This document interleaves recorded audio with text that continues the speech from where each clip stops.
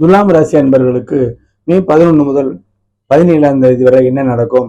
வார தொடக்கமான 11, 12 தேதிகளில் சந்திரன் 5ஆம் இடத்துக்கு வராருங்க. 5ல் சந்திரன் நல்லதுதான். சந்திரன் எப்படி இருக்காரு? அமாவாசை அமைப்பில் இருக்காரு. கூடுதலாக ராகோட சேர்ந்திருக்காரு. மனச்சஞ்சலங்கள் ஏற்படும். மனப்போராட்டத்தை தவிர்க்கணும்.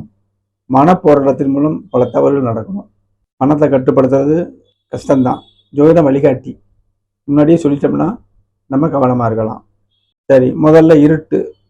பிள்ளைகள்கிட்ட நம்ம இதமாக பேசணும், வயசுக்கு தகுந்தவாறு. நீங்களே பிள்ளையா இருக்கீங்க, நீங்களே குழந்தையா இருக்கீங்கன்னா மனசை செம்மையாக வச்சுக்கணும். பெற்றோர்கள் பிள்ளைகளை திட்டக்கூடாது. 5ஆம் இடம் இருட்டுது. பிள்ளைகள் மனசுக்கு கேட்காத காரியத்தை செய்வோம்னு சொல்லுவாங்க. உங்களோட அமைப்புப்படி, உங்கள் ஜாதகத்தின் வலுப்படி அதை சொல்லணும்.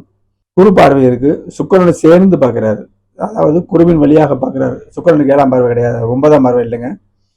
அப்போ 2 ஒளிக்கிரகங்களை இங்கே பார்க்கும் பொழுது காலையில் ஒரு விதமாகவும் பிள்ளைகள், மாலையில் நம்ம பேச கேட்குறதா மாறும். உங்கள் மனசு காலையில் டேமேஜ் ஆகும், மாலையில் சந்தோஷமாகும். இப்படி சொல்லணும். சுபத்துவம், அதுக்கு பிறகு பாவத்துவம். 5ஆம் இடம் அதிர்ஷ்டம்.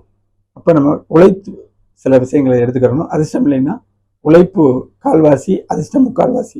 இது உண்மையான விஷயம், உணர்ந்தவர்களுக்கு தெரியும்.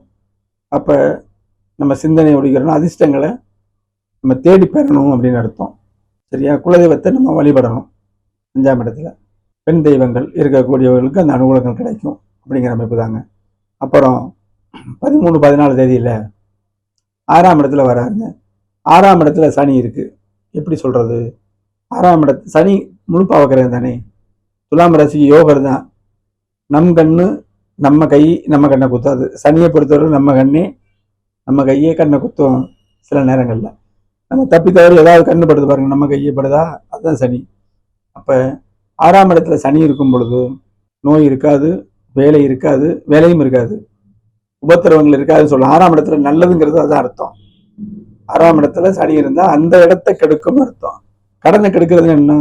கடன் ஏற்படாது. வேலையை கெடுக்கும், வேலையும் கெடுக்கும், எதிர்ப்பு கெடுக்கும். இப்படிலாம் இருக்கு. அமாவாசை சந்திரனை போய் சேரும் பொழுது இந்த இடத்துல மாறுபட்ட பலன். கடனில் தொல்லைகள் வரலாம், கடனை வாங்கக்கூடாது, யாரோடையும் சண்டை போடக்கூடாது, எதிர்த்தனத்தை நம்ம ஏற்படுத்தக்கூடாது. இப்படிதான் அர்த்தம். உடல் ஆரோக்கியத்தை பார்த்துக்கிறணும். 15, 16 தேதிகளில் 7ஆம் இடத்துல சந்திரன் வராருங்க. ராசியை பார்ப்பார். அமாவாசை அமைப்பு. ஆனால் அங்கே செவ்வாய் இருக்காரு, சூரியன், உச்ச சூரியன் இருக்காரு. சந்திரனோட சேர்றது அமாவாசை, செவ்வாய் இருக்காரு. அப்ப வாழ்க்கை துணை விஷயங்கள்ல கொஞ்சம் விட்டு கொடுத்து போகணும். ஒரே வார்த்தை,